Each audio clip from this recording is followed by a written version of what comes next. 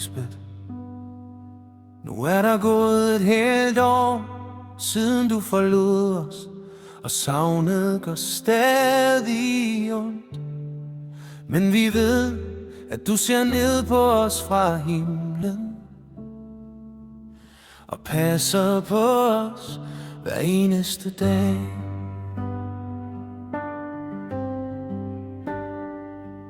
Siden 1989 har jeg kendt dig og din familie. I tog imod mig med varme og kærlighed.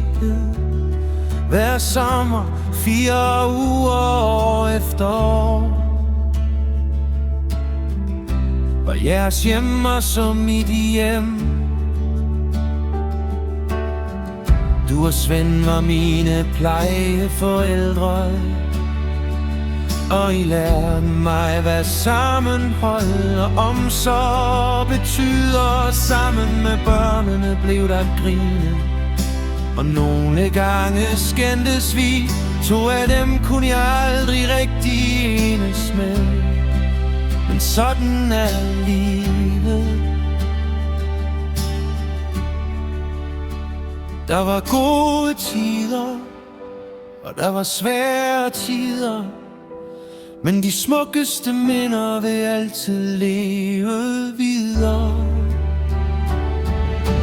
Lisbeth, vi savner dig så meget.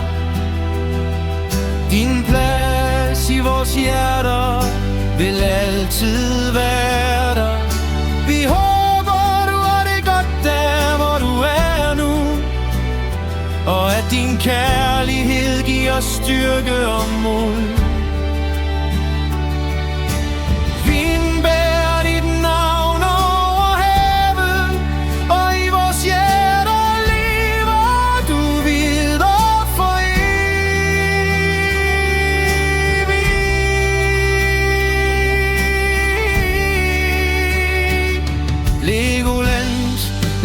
Parken og alle de gode dage er minder, som jeg altid vil bære med mig.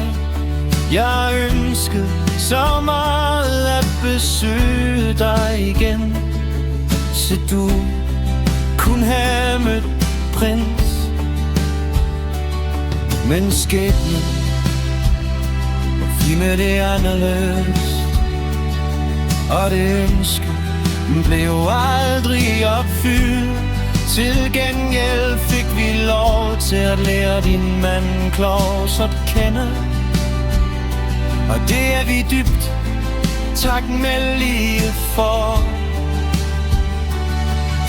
Man siger, at stjernerne lyser klarest, når et ønsket menneske er kommet til himlen.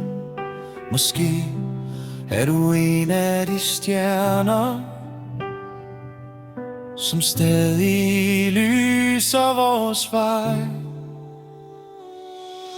Sidste år, Lisbeth, vi savner dig så meget, men din kærlighed bærer os videre gennem livet. Vi håber, du har det godt der, hvor du er nu. Du giver os stadig styrke og håb. Indtil den dag vi mødes igen, vil du altid leve videre i vores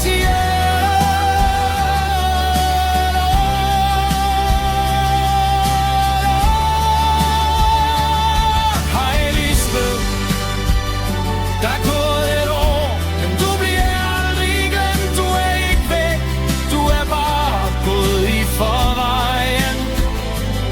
I vores tanker og i vores hjerter er vi altid hos dig.